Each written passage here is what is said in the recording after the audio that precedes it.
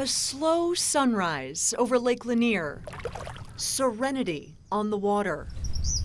But creeping out from the calm, a new threat is rising. Heading out on the water on the hunt for a creature both pesky and persistent. Department of Natural Resources aquatic biologist Matthew Rowe leads the search with admiration and a warning. So these are our mystery snails. You can see they're quite large. The newest invasive species oozing into Georgia. They aren't a mystery. We know what they are. That's just their common name. The Chinese mystery snail was imported to the United States from Asia in the late 1800s, but just popped up in Georgia waters this summer. Since then, the population has exploded.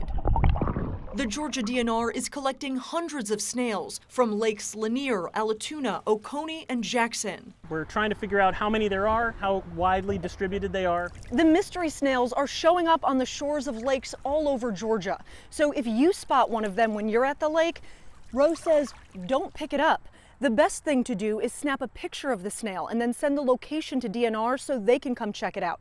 You don't want to touch it. They can get very, very abundant, and those abundant populations of snails can harbor high numbers of parasites, which can be transmitted to other aquatic life, birds, mammals, reptiles, and even humans. Those parasites posing a problem for people. One of them is a nematode called rat lungworm.